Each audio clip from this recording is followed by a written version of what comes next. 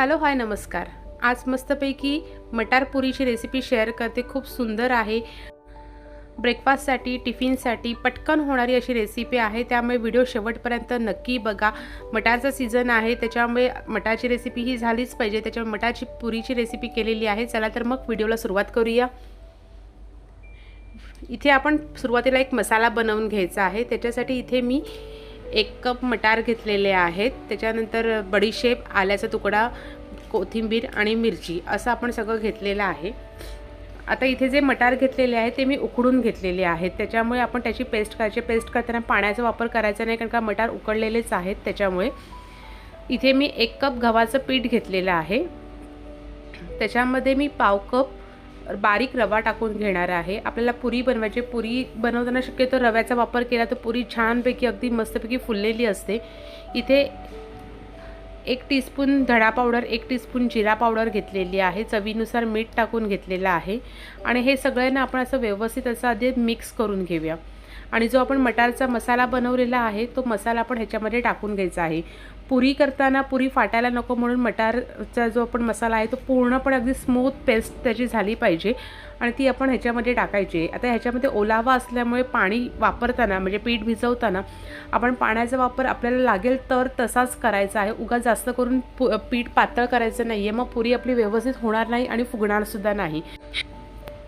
त्याच्यामुळे आता इथे मी पीठ भिजवताना अगदी लागेल तसं, म्हणजे अगदी मला पाववाटीसुद्धा पाणी लागलं नाही, खूपच कमी, अगदी नावाला पाणी लागलेलं आहे। 2-3 चमचेच अगदी म्हटलं तरी चालेल, कारण का आपले मटार आपण जी पेस्ट केलेली असते, मटार बॉईल केलेले असतात, त्याच्यामध्ये पाण्याचा अर्क असतोच आणि ते टाकल्यानंतर लागेल त्यानुसारच आपण पाणी टाकून मग हे मी पीठ भिजवलेलं आहे। पीठ जसं आपण पुरीचं जरासं घट्टसर भिजवतो तशा पद्धतीनेच पीठ भिजवायचं आहे आणि पीठ भिजवल्यानंतर आपण थोडंसं तेलाचा त्याला हात लावून आपण परत ते पीठ असं 10 मिनटं तसंच रेस्ट करायला ठेवायचं आहे, की जेणेकरून त्याच्यामधला जो आपला रवा आहे तो व्यवस्थित फुलला गेला पाहिजे। त्यासाठी आपण हे असंच 10 मिनटं ठेवायचं आहे। तिथपर्यंत आपण तेल गरम करायला ठेवूया आणि पुऱ्या पटापट व्हायला पाहिजे, तर तसं तुम्ही त्यानुसार आधीच त्याचे गोळे करून घेतले, जसं तुम्हाला आता करायचं आहे त्यावेळेला लगेच गोळे करून घेतले तर मग लाटायला आणि तळायला पटकन सोपं पडतं। म्हणून मी इथे आधी सुरुवातीला तेल गरम होईपर्यंत तिथे आपल्याला जेवढे लागतील तेवढे आपण पिठाचे गोळे करून घेतलेले आहेत। आता इथे मी एक्स्ट्रा पीठ न लावता असेच आपण ते पुऱ्या लाटायच्या आहे। शक्यतो पुरी करताना कधीही वरनं असं पीठ लावायचं नाही, म्हणजे पुरी आपली छानपैकी होते। त्यामुळे जरासं तेलाचा हात लावला तरी ठीक आहे। आता इथे मी सुरुवातीला थोड्या पुऱ्या लाटून घेते आणि मग एकदाच व्यवस्थित असं तेल गरम झालं की पटकन त्या तळून घेऊया।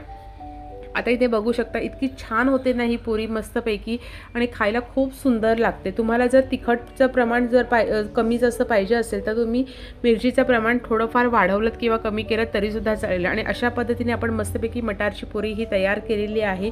खायला टेस्टी आणि करायला खूप सोपी अशी ही मटारची पुरीची रेसिपी कशी वाटली मला नक्की कमेंट्स करून सांगा। चला तर परत एका नवीन रेसिपी नवीन व्हिडिओसोबत भेटूया। तोपर्यंत ही मटार पुरी आवडली असेल तर रेसिपीला लाईक करा, व्हिडिओला शेअर करा आणि चॅनलवर नवीन आहे, चॅनल अजून सबस्क्राईब केलं नसेल तर लवकरात लवकर चॅनलसुद्धा सबस्क्राईब करा। थँक्यू।